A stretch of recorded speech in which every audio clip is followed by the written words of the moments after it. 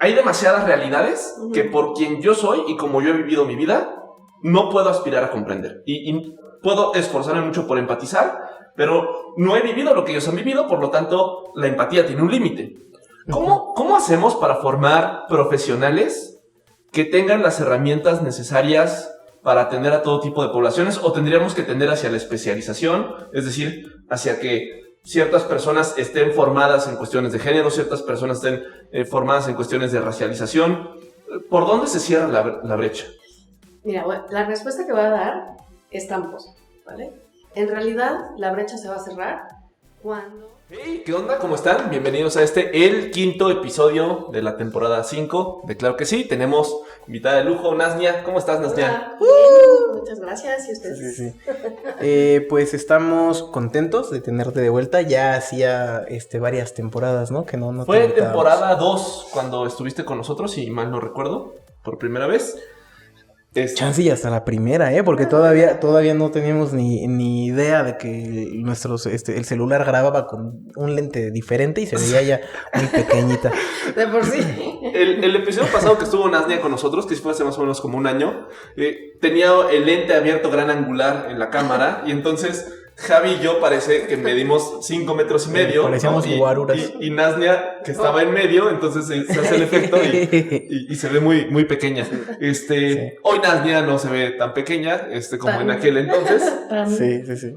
Y bueno, pues muchas gracias por estar por acá, Nasnia. Sabes que esta es tu casa, tu estudio. Muchas gracias. Y nos sentimos muy, muy honrados de que estés por acá, muy felices. Sí. Vamos a enviar a cortinilla para irle entrando de lleno al tema de hoy. Va, perfecto. Al tema de hoy, corre la furcio.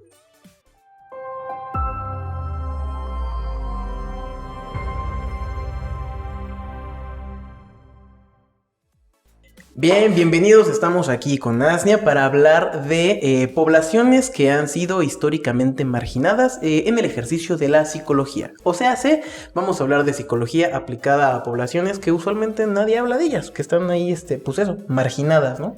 Que nos decías que ya nos dicen minorías. Quizás me gustaría arrancar de ahí, ¿no? ¿Por qué minorías no? Pues es que en realidad, es que todo esto es un tema, por un lado, teórico y por otro lado siempre político, ¿no? Uh-huh. Entonces, digamos pero yo soy apolítico. ¡Oh, no! ¡Oh, no! ¡Hasta luego! No, pues justamente parte de eso es que, queramos o no, la práctica clínica no deja de ser un acto político, ¿no? O sea, estamos trabajando justamente con personas que están en situaciones muy difíciles y estamos acompañando esos procesos para que estén mejor, pero no podemos dejar de ver todo el sistema y todo el aparataje que hay en este entorno, y pues eso sí o sí lo hace político, ¿no? Queramos o no. Entonces, las minorías, digamos que teóricamente se definen por la falta o el acceso al poder, ¿no? Y entonces por eso se hablaba de minorías, es decir, poblaciones que no tienen acceso al poder. Pero, pues eso se ha ido prestando a malas interpretaciones, ¿no? O a que las políticas públicas queden como raras. Uh-huh. Y lo que ha sucedido es que las propias comunidades y los propios colectivos, pues han ido diciendo, es importante poner el foco en el sistema, ¿no? O sea, no en nosotros, ¿no? Sino en el sistema. Entonces, para poner el foco en el sistema, pues habla de históricamente marginados, porque... pues lo que se ha hecho es marginar poblaciones, ¿no? Y por eso no tienen acceso al poder, no como una situación de es que no podemos, ¿no? Sí, es que no agarré el poder, entonces no tengo poder. ¿no? Llegué tarde a la repartición de poder, exacto. ¿no? Así no. No sabemos cómo hacerlo, ¿no? Entonces, claro, entonces tiene que ver más con, cómo es que esto sistemáticamente se ha ido dando y cómo es que hay poblaciones que no tienen voz y voto en las decisiones y en la toma de...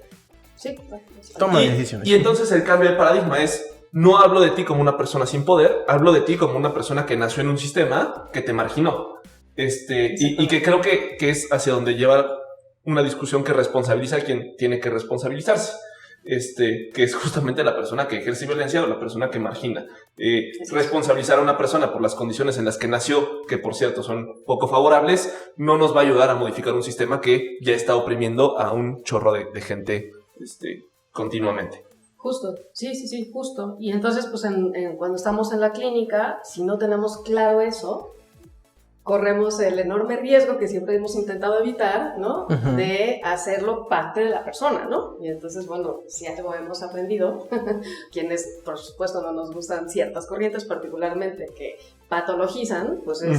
Sí, el pinche psicoanálisis, se dice sin miedo. Se dice porque lo hemos dicho mil veces. Llevamos una temporada tirándole miedo al psicoanálisis. Sí, y todo lo que ahí se derivó, ¿no? Porque es como la droga de entrada para los charlatanes, ¿no? Empiezan con psicoanálisis y de repente ya estamos haciendo constelaciones y regresiones de vidas pasadas y lo que decíamos lo que diremos en el capítulo futuro que ya grabamos, sí. Que se vuelven guardianes de Avalon y cosas así bien raras. Sí, ¿no? Hay unas zonas terapéuticas. Tomamos una máquina del tiempo al episodio 6, que ya pasó. Sí. Que no acabamos de grabar, guiño, guiño. Pero bueno, chicos. Sí, históricamente, creo que hay que voltear a ver quién ha hecho psicología. Exacto. Porque psicología y pseudopsicología. Regularmente, y mi novia está en un círculo de lectura. ¿Cómo llegamos? Voy a hacer un salto cuántico. Y el otro día yo estaba aquí de metiche, mi novia estaba escuchando su círculo de lectura aquí en la mesa mientras yo lavaba trastes y estaba escuchando y había un consenso entre las mujeres de ese círculo de lectura de lo difícil que les fue tener una formación académica en la cual todo lo que podían leer en términos de filosofía y de derecho, porque ella es abogada, había sido escrito por hombres y que realmente fue una lucha contracorriente brutal encontrar algo que dijera una mujer. Y no es como que, a ver, lo que dice este cuate es falso por el simple hecho de ser hombre. No, pero realmente es un discurso muy sesgado desde la postura en la cual se escribe. Así es. Bueno, es que además si tú preguntas, ¿no? De entrada la pregunta va a ser, ¿y quién es el padre de la psicología? Exactamente. ¿No? Ya nada más eso es como, a mí, ¿no? Empieza a ser como así. Y luego te coges San Freud, chingas a tu madre. Pues uno la empieza a pasar pésimo, ¿no? Vete a la chinga. De hecho, ya me voy a quitar esto porque quiero madrear. Se nos acaba de cagar la comida familiar con esa pregunta y esa respuesta, ¿no? Exacto. Sí. Entonces, bueno, ya de entrada es eso, ¿no? La psicología, pues es un ámbito masculino, tradicionalmente, y las mujeres como objeto de estudio, ¿no? O sea, la histeria, ¿no? Sí. Partimos de ahí. Y eso ya es un problema súper serio porque, bueno, una de las cuestiones más graves, ¿no? Problemas éticos que podemos encontrar en el hacer freudiano, pues es invalidar las vivencias de las mujeres en cuestiones de abuso sexual. Sí. ¿No? Y decir, claro que tu padre no pudo haber abusado sexualmente de ti, vamos a asumir que es tu fantasía, ¿no? Inconscientemente tú lo querías y hacías cosas que orillaron a tu padre a desearte, ¿no? O sea, ¿qué pedo? Y conceptos mismos que se describen, se institucionalizan, que solamente pueden haber venido de la cabeza de una persona como Freud siendo hombre y con todas las otras identidades que lo atravesaron en ese momento, que es... Y posiblemente intoxicado con cocaína, ¿no? Porque es un factor importante que sí hay que tomar en cuenta. Responsabilidades. Sí, sí, claro. Es la creencia... Solo lo impulsó más. La creencia de que todas las mujeres sienten envidia del pene no es algo que fue resultado de la cocaína. Claro que no. Resultado de un contexto sociohistórico y de quién era él en ese momento. Sí, pero decirlo en voz alta, con esa confianza, tal vez sí. Exacto. Bueno, no sé. Seguramente tiene que ver con todos los factores. El tema es que la psicología surge desde asumir, ¿no? Que hay una inferioridad en las mujeres y de que el modelo de salud y de salud mental es un hombre blanco cis heterosexual, ¿no? Entonces ya de entrada, pues ahí tenemos un sesgo brutal al respecto y además no había realmente voces de mujeres que pudieran acceder desde su propia vivencia, ¿no? O sea, luego tenemos a Ana Freud y Melanie Klein, y, ¿no? O sea, empiezan a surgir, pero no termina de haber como un espacio claro, ¿no? De trabajo desde ahí y que no fuera además el psicoanálisis, ¿no? Porque además si te salías del psicoanálisis también quedabas como medio apestado, ¿no? Pues no se te incluía en los círculos, etcétera, etcétera. Bueno. La epistemología en general, y ese es un problema, parte de un modelo masculino, ¿no? O sea, la ciencia ha estado ocupada por hombres y por las preguntas de los hombres y la mirada de los hombres y de las personas heteronormadas, ¿no? Exacto. Y personas blancas. Blancas, occidentales. Así es. Con los problemas de una persona hombre, cis, blanco, occidental. Y de clase alta, ¿no? Que creo que me gustaría tocar este punto, ¿no? Ahorita vamos a hablar de psicología, pero no es un problema propio de la psicología, es un problema sistemático en todos lados, ¿no? Me da mucha risa cuando se burlan de que nos enseñan historia universal, y la historia universal es la historia de Inglaterra, Francia y España, ¿no? Sí, y Estados Unidos. A veces Italia, pero y ya. Y no, te olvidas de que existen un montón de territorios, un montón de países, un montón de personas que salen de esto y nadie las escucha. Justo. Entonces, uno de los grandes problemas es que hasta la fecha, o sea, yo llevo ya muchos años insistiendo en que es súper problemático que en los programas de psicología la perspectiva de género sea una cosa optativa en el mejor de los casos. O sea, tenemos muy poquitos programas, yo solo conozco uno, que es el de la Universidad de las Américas, en donde género es una materia obligatoria. Que de hecho, eso fue lo que nos unió. Nasnia fue profesora nuestra en la universidad, ya lo dijimos en el episodio pasado. A Javi le dio la materia de género. A mí no me dio la materia de género. Y dinámica de grupos, estuvo muy divertida. Dinámica de grupos. A mí no me dio nominalmente la materia de género, pero al final fue la materia de género. A mí me dio una materia llamada Problemas de la Adolescencia y la Adultez. Sin embargo... Sí, que es lo que estamos diciendo, ¿no? Aunque tú veas problemas de la adolescencia y la adultez, es muy importante que vengan con el filtro de entender qué hay detrás, esa perspectiva de género en problemas de adolescencia y adultez. Exactamente. Y eso es a lo que iba. El tema principal de esa materia no era género, ¿no? Que claramente Nasnia tenía una agenda importante. Sesgos, ¿sí? No diría yo un sesgo, sino una agenda importante que había que posicionar y de lo cual había que hablar. Entonces se terminó hablando mucho de género en esa materia. Pero sí imagino cómo habría sido esa materia si no hubiera sido impartida por ti. Imagino fácilmente, ¿no? Crisis de la Edad Media. Exacto. Porque los hombres a los 50 tienen que demostrarse que todavía pueden hacer cosas. Ja, ja, ja. Cómprense un coche. Sí, cómprense un coche. Tengan un amante.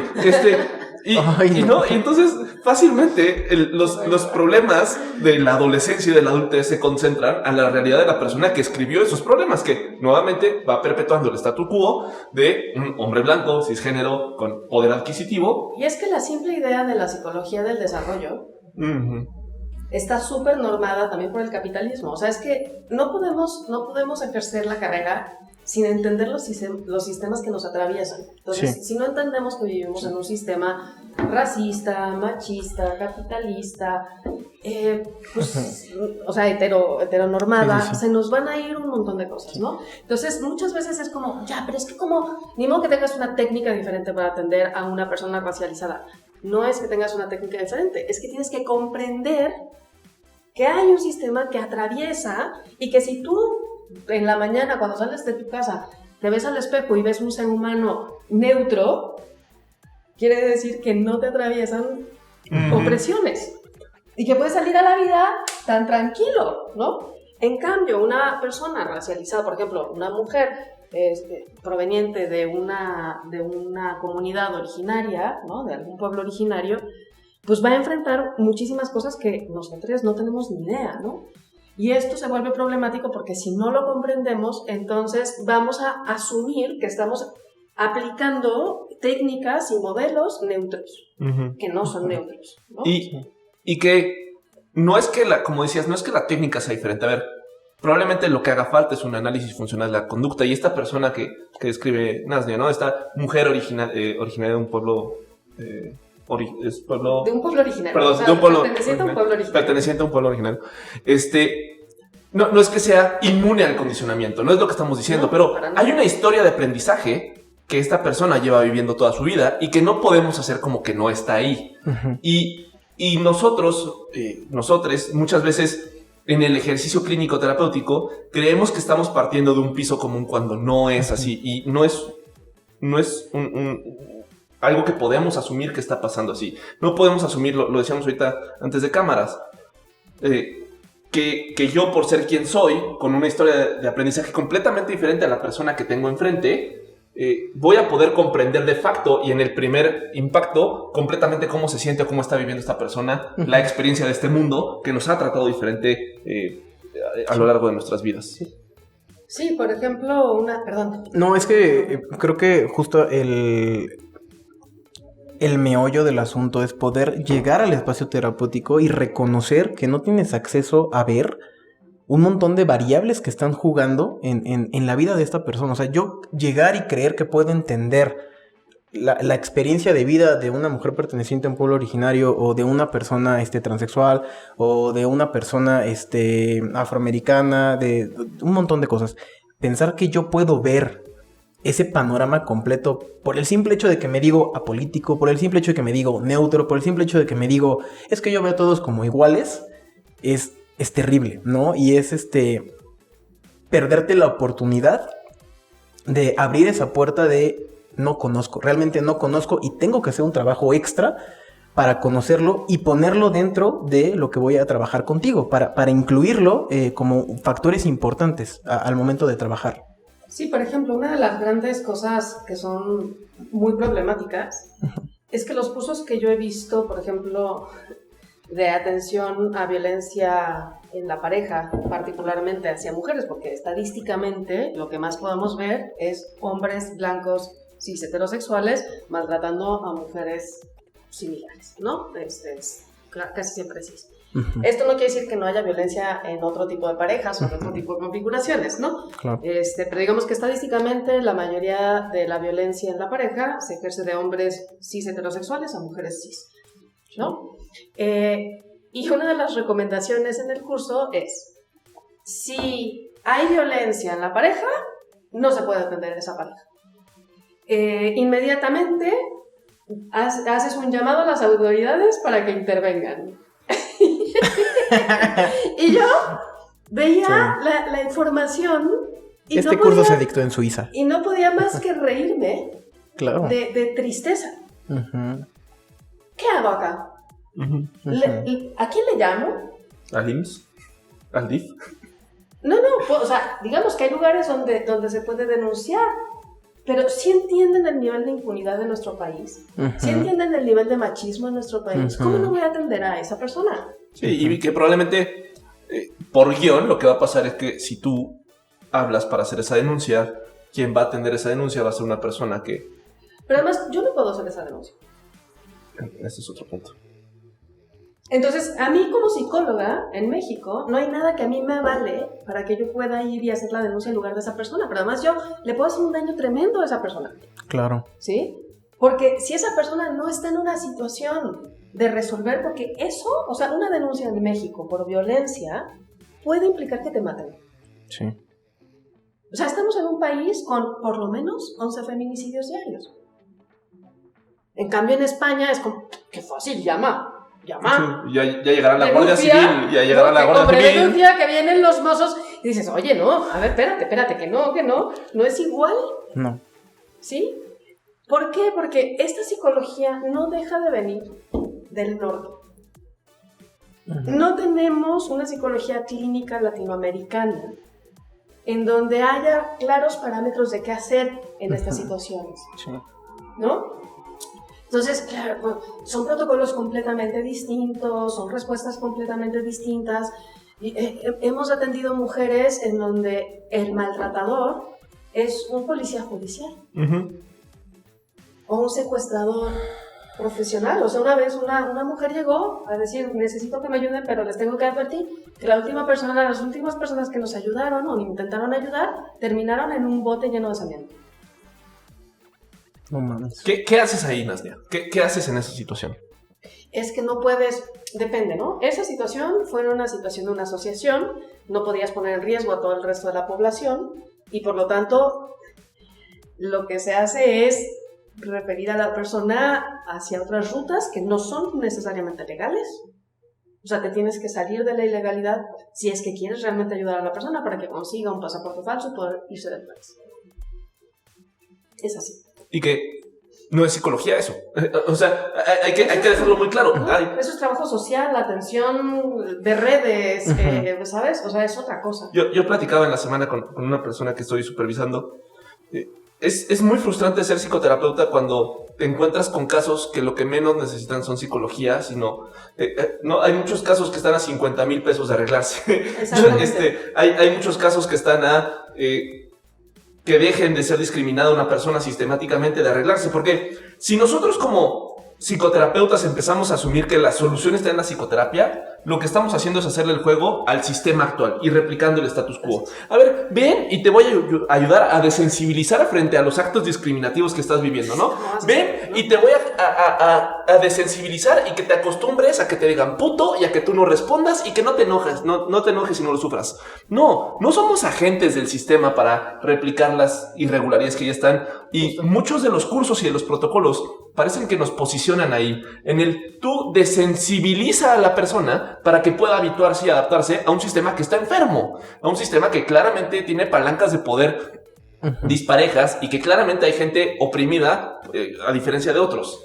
Sí, digo, también me he topado con gente con un poco más de claridad, ¿no? O sea, no, es verdad que tampoco... si te dicen, ¿no? Bueno, tú no puedes decirle a una mujer que vive violencia que simplemente aguante la violencia, ¿no? Bueno, los psicoanalistas muchos sí lo hacen. No todos, no todos, pero sí. ¿Qué estás haciendo tú para provocar esa violencia? Exacto. Sí. Pero, por ejemplo, ¿no? Una persona consultante, una persona es un chico trans, ¿no? Y claro, pues parte del tema es no poder hablar de su identidad porque su entorno es tremendamente conservador, ¿no? Pues sí, o sea, tenemos que explorar muy claramente cuáles son los elementos reales objetivos, ¿no? De riesgo. Entonces, claro, no es lo mismo ir a la tiendita y que te hagan un misgender, ¿no? Que te digan... El pronombre otro pronombre que no es el tuyo, y que claro, pues por evitar el conflicto digas, sí, bueno, ya, y huyas, ¿no? A estar en una situación familiar en donde puede haber violencia muy seria, o estás en un evento, o estás en una situación, no sé, en un concierto, yo qué sé, ¿sabes? O sea, puedes estar en situaciones, entonces... Claro, el trabajo clínico, pues que igual haces un análisis funcional de la conducta y dices, claro, bueno, aquí claramente está evadiendo el malestar. Hombre, sí, ¿no? Pero ¿y si le matan? ¿No? Y si le matan y tal vez no todas las consecuencias tienen que llegar hacia la muerte y muchas sí, porque vivimos en México. Una golpiza. Y hay otras que pueden ser tal vez un poco más vainilla, pero... A ver, el asumirte como homosexual públicamente probablemente significa que pierdes completamente tu forma de vida y tus recursos económicos. Sí. Y eso vas a provocar un problema secundario que probablemente la persona no está lista para resolver en ese momento, y que si actuamos unidireccionalmente y dejamos de lado todas esas señales contingentes, solamente vamos a acabar haciendo que la vida le guste menos a la persona después de tu exitoso trabajo terapéutico. Sí, porque además te tienes que asegurar que, no te tienes que asegurar, pero sí tienes que tener muy claro qué cuestiones, por ejemplo, políticas y legales hay alrededor. Entonces, por ejemplo, en México, la ley de identidad trans, pues es algo que ha ido ganando espacio, pero que no en todos los estados está, ¿no? Entonces, claro, en la Ciudad de México no es lo mismo para una persona trans poder ir y hacer su trámite y exigirlo, pero tenemos personas de la edad de ustedes, que son personas trans y que no tienen todos sus documentos escolares, por ejemplo, en regla, porque la ley de identidad trans llegó tarde para estas personas. Y entonces, retroactivamente tienen que hacer todos los trámites, pero es todo un rollo, ¿no? O decirle a una persona, no, bueno, es que me siento mal, estoy enferma, no sé qué, pues ve al médico. ¿Por qué no vas al médico? Es que me genera mucho rollo, ¿no? Si tú no tienes claro con quién estás tratando, lo primero es, claro, igual que a mí, que me da miedo el dentista porque el dolor, no quiero ir al médico o a la médica, pues no, al instituto de salud, porque me van a hacer un misgender. Porque van a pasar todo el personal del hospital y van a cuchichear mientras me van a señalar, van a encontrar pretextos para ver mis genitales, ¿no? Me van a llamar con otro nombre, a pesar de que yo tengo mi identidad, ¿no? Mi IFE o mi IFE. Perdón, aquí me dan mi INE, ¿no? Que dice cómo me llamo, no sé qué, y aún así no les va a importar, ¿no? Me van a hacer un misgender, entonces no quiero pasar por ahí. ¿Sí? Y tenemos además ya estudios que muestran cómo médicamente, por ejemplo, se maltrata enormemente tanto a las personas racializadas como a las personas pertenecientes, o sea, que pertenecemos a la comunidad LGBT, mujeres en general. Por ejemplo, las mujeres en general les tardan 10 minutos más en atender en cuestiones médicas que a los hombres. Y una mujer afrodescendiente, el doble, ¿no? Porque se asume que, pues, que son unas histéricas, ¿no? Uh-huh. Histéricas, con esa palabra, ¿no? Freudiana. Entonces seguimos arrastrando para que vean, pues, todas estas ideas. Entonces, claro, si en los programas no está como base la comprensión de que la clínica no es un hacer neutro y que tenemos que contemplar todos estos ejes de opresión, ¿no? Decir, bueno, de entrada una persona racializada tiene menos probabilidad de llegar a terapia porque en términos generales tiene una mayor probabilidad de estar precarizado. Uh-huh. Y nuestros honorarios no son pequeños. Claro. ¿Y qué hay que hacer? ¿Cómo se cierra esa brecha, Nasnia? ¿Por qué? Entiendo el problema y a la hora de intentar imaginar una solución, me falta imaginación. A ver, uh-huh. Hay demasiadas realidades uh-huh. que por quien yo soy y como yo he vivido mi vida, no puedo aspirar a comprender. Y puedo esforzarme mucho por empatizar, pero no he vivido lo que ellos han vivido, por lo tanto, la empatía tiene un límite. ¿Cómo hacemos para formar profesionales que tengan las herramientas necesarias para atender a todo tipo de poblaciones, o tendríamos que tender hacia la especialización, es decir, hacia que ciertas personas estén formadas en cuestiones de género, ciertas personas estén formadas en cuestiones de racialización? ¿Por dónde se cierra la brecha? Mira, bueno, la respuesta que voy a dar es tramposa, ¿vale? En realidad, la brecha se va a cerrar cuando las personas terapeutas sean diversas y tengan acceso. Entonces, ¿cuántas personas trans terapeutas conocen? Sí, no conozco ni una. Okay. No conozco ni una. Tenemos un problema, ¿no? Yo conozco a puro judío. Pues sí, pues en la UDA es eso, es población judía, los que acaban. Y eso es importante, por ejemplo, porque comunitariamente la población judía pues tiene también ciertas particularidades. Pero claro, lo que quiero que vean sí. es, yo llevo más de 20 años como docente. Uh-huh. Y no es hasta los últimos 5 años que empecé a tener en el alumnado personas trans, o sea, abiertamente trans. No es que antes no existieran. Sí, claro. Porque eso es lo que están diciendo. ¿No? Ahora todos están convirtiendo en gays. Miren cómo va subiendo el porcentaje de gays. No, pues, o tal vez empiezan a levantar la mano. Tal vez. ¿No? A lo mejor empieza a ver el contexto pues para que puedan expresar, o sea, ¿no? Podamos uh-huh. decir, yo como docente es...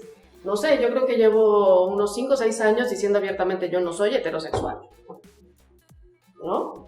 Y cuando hablé con ustedes en clase de poliamor y todas estas cosas... ¡Qué buena clase! 4 o 5 años antes yo no hubiera podido hablar de eso, ni de mi experiencia personal, por ejemplo, ¿no? Porque pues estaba completamente cerrado. Entonces el hecho de que en la universidad, y que de hecho el ejercicio mío como docente... parte de entrada, ¿no? Hola, ¿cómo están? ¿Cuáles son sus pronombres? ¿Cómo quieren que yo me refiera a ustedes, no? Reconociendo que de entrada seguro va a haber gente diversa, ¿sí? Pero no necesariamente institucionalmente les reconocen su identidad. Uh-huh. Afortunadamente, por ejemplo, la UDLA sí, yo creo que en ese sentido, bueno, ya sabemos cómo esa parte, particularmente psicología, no crean que toda la universidad, tiene esa apertura y que no es buena ondita, es reconocimiento de los derechos humanos de la persona. No es un favor. Es un mandato constitucional. No es un favor. Si no lo hacen, es un delito. Están discriminando a personas. Es un delito. Entonces, ¿les puede o no les puede gustar? Pueden o no pueden estar de acuerdo. Pero tienen que cumplir con la ley, gente. ¿No? Entonces, la brecha se va a cerrar conforme la gente diversa empiece a poder entrar a las carreras y hablar desde su propia voz. Y que tengamos terapeutas pertenecientes a los grupos originarios, racializadas, pues precarizadas en puntos donde está esa gente, ¿no? O sea, porque la UNAM o las universidades públicas se supone que abren el espacio para que todas las personas puedan llegar. El tema es que en términos reales no puedes llegar. Exactamente. ¿Sí? O sea, la ley te ampara, pero no llegas porque la realidad es muy cabrona.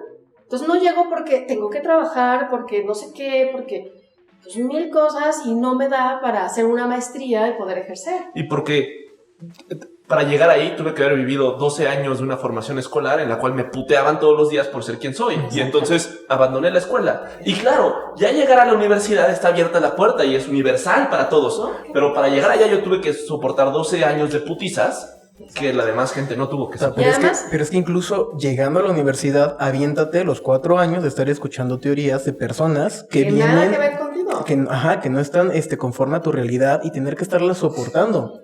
O sea, teorías que incluso tú al estarlas escuchando dices, a lo mejor el problema soy yo. Yo pasé eso. O sea, como mujer qué chinga. Y como bisexual, escuchar todas las teorías freudianas, y ustedes bien saben que yo llegué a la psicología queriendo ser psicoanalista. Sí. Pero sí había un punto en donde decía, híjole, o sea, soy perversa, polimorfa, histérica. Soy el resultado de una aversión. ¿No? Uh-huh. Y eso es muy cabrón, ¿no? O sea, eso es muy cabrón porque no puedes hablar de tus experiencias. Y todas tus experiencias están siendo patologizadas. Y claro, y volteas y ves a tus compañeros, digo, yo les tengo todo el afecto del mundo, ¿no? Y qué padre que a lo mejor ustedes veían y decían, wow, soy un modelo de salud mental, ¿no? Pero sí está muy culero que nada más el simple hecho de quién eres. Uh-huh. O sea, el genital que tienes y que tengas envidia del pene, ¿no? O sea, es como, guay, ¿no? O sea, guay. Y hasta que, claro, ¿no? Por eso la visión feminista en algún punto fue un punto de quiebre, ¿no? Con estas cuestiones de decir, bueno, ¿por qué tenemos que tener envidia del pene? Y todas las cosas que vinieron ahí. Ahora, el feminismo tampoco alcanza para esto, ¿sí? Ha sido muy importante, es una ruptura, es un marco, pero también hay que entender que hay feminismos transfóbicos y racistas, ¿no? Yo alucino, Por favor, no lo hagan, no sean así, porque son así, ¿no? Hay que respetar los derechos humanos. Entonces, bueno, podemos traer el feminismo para cuestionarnos, por ejemplo, la misma epistemología, ¿no? Pueden leer a Teresa Carulla, por ahí se los di en las referencias que a las que pueden acceder. Sí, y ustedes también, porque las vamos a colgar. Exacto. Siempre en la descripción del video están las referencias de lo que citamos. Entonces, pues sí, hay que entender que desde la epistemología y cómo se genera los cuerpos teóricos, pues hay ya un sesgo, ¿no? Hay preguntas que se están haciendo y otras que quedan fuera. Uh-huh. Entonces, primero necesitamos que la gente diversa llegue, que pueda tener, o sea, que podamos tener voz, uh-huh. ¿no? Que las personas trans puedan decir, basta de patologizarnos, basta de decir que nos suicidamos por ser trans. Uh-huh. No, nos suicidamos porque, ¿no? O sea, hay suicidios en las personas trans porque no hay aceptación uh-huh. En lo social, ¿no? Porque no tenemos acceso a nuestros derechos, porque ayer mataron a mi compañera y pasado mañana van a matar a otra, ¿no? Porque hay una señalización, o sea, porque te señalan, ¿por qué se está muriendo? ¿Por qué hay tantas muertes de personas racializadas o precarizadas? Bueno, pues porque ahorita son carne del cañón del narco, por ejemplo, uh-huh. ¿no? Entonces, claro, de repente yo oigo cosas como, claro, es que los chavitos se están metiendo al narco por los videojuegos. Y es como... Es eso, claramente es eso. Porque en Japón se juegan muchos videojuegos y todos entran al narco. Y que tenemos que cambiar el discurso sin restarle importancia. A ver, una cosa es una persona que en la comodidad de su casa siente ansiedad, ¿no? Pero estamos en un México que, como tú dices, mata por lo menos 11 mujeres todos los días. Pensar que nuestro espectro de problemas es el mismo que las personas o los autores de Estados Unidos, de España, de Francia, de Portugal, que tienen condiciones completamente diferentes, es ignorar el trastorno de estrés postraumático que puede generar el estar en convivencia con el narcotráfico, por ejemplo. Es ignorar las diversas realidades en términos de orientación sexual y de identidad sexual, de racialización, de marginalización en general. Entonces, no es... Y quiero mucho enmarcar esto aquí porque Javi y yo somos hombres blancos heterosexuales y no es que estemos haciendo el favor de dar voz a quien no ha tenido voz. La única forma en la que realmente podemos lograr que la psicología sea útil es aproximándola a quien la necesita y entonces sí es útil. Sí, como personas terapeutas, o sea, yo por ejemplo, bueno, pues puedo ser una mujer bisexual, pero soy una mujer cis, soy una mujer blanca con acceso a la academia. O sea, tengo un posgrado, ¿no? Y claro, pues eso para mí es completamente otra realidad. Me gustaría rápidamente poner un ejemplo, porque para mí esto ha sido como, ¿no? Brutal de aterrizar también en mis privilegios, o sea, ubicar mis privilegios. Soy una persona que, como ustedes saben, siempre está con el rollo de la crianza, ¿no? Y la cercanía y no sé qué. Claro, bueno, ¿y cuál es tu realidad, morra, no? Y de repente, pues, tener una consultante que me diga, pues, es que yo tuve que dejar a mi bebé de 9 meses, o sea, desde los 9 meses, dejarlo solo en casa durante 10 horas. O sea, ¿ustedes se imaginan tener que dejar a tu bebé de 9 meses solo en una casa con mamilas y bolsas de papitas? y que luego llegue alguien y te diga, güey, qué crianza tan jodida. Eres una mala madre. Eres una mala madre, ¿no? Claro, por eso no hay apego, ¿no? Y el tema es, ¿cómo trabajas con una mujer con una culpa de ese tamaño?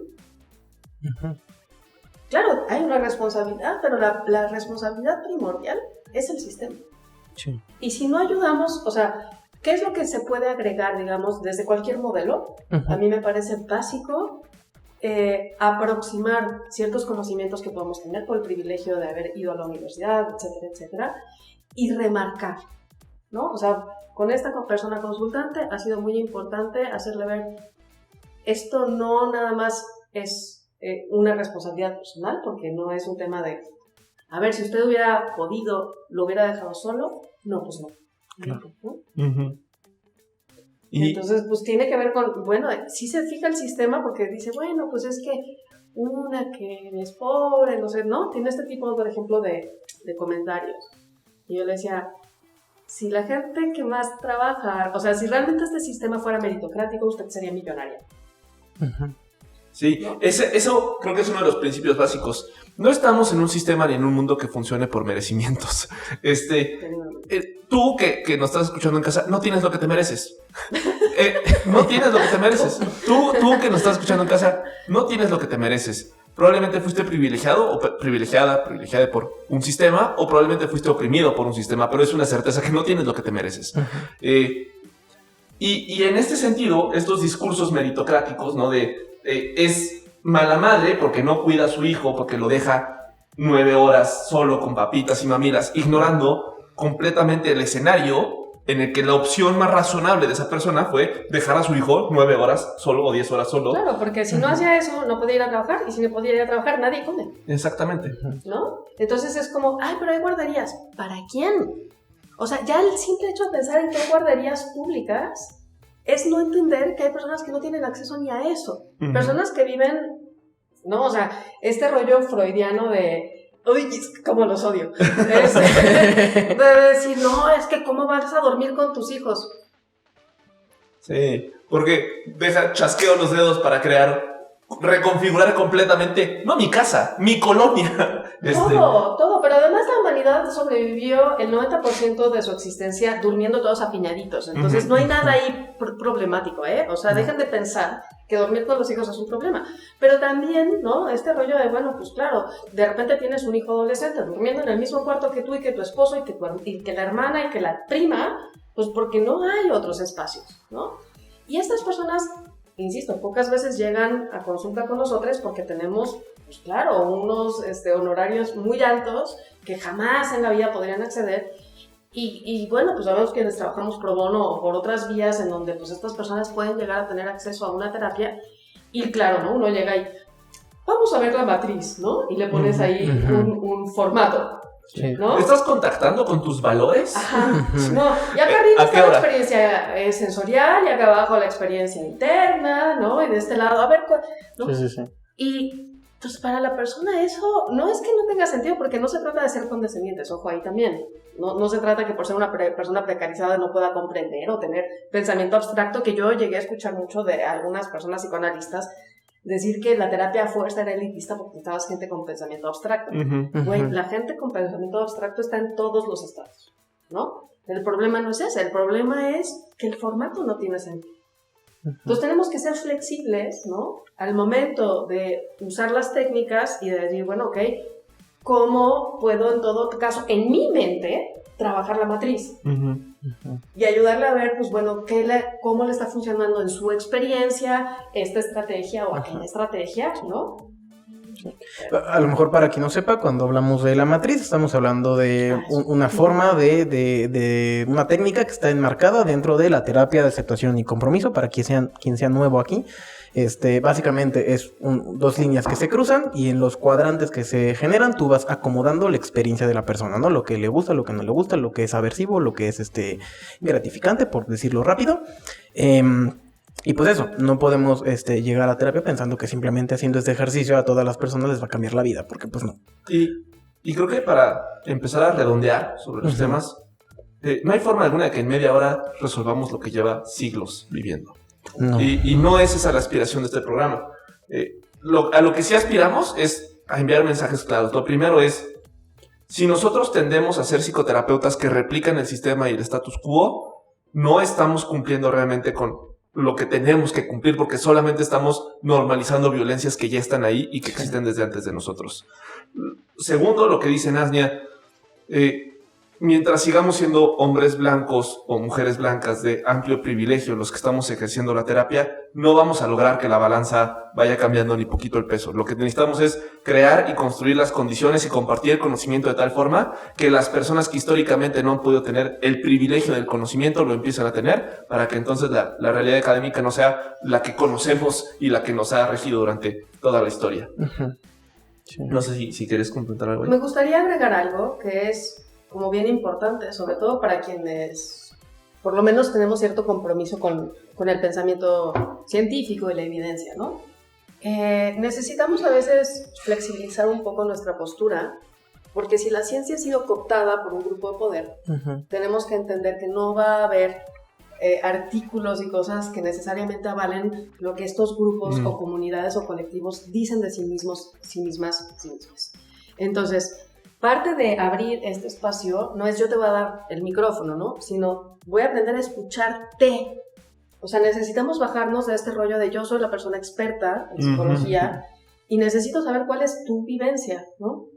Entonces, mi recomendación, por lo que decías de cómo la empatía y tal, básicamente escuchen.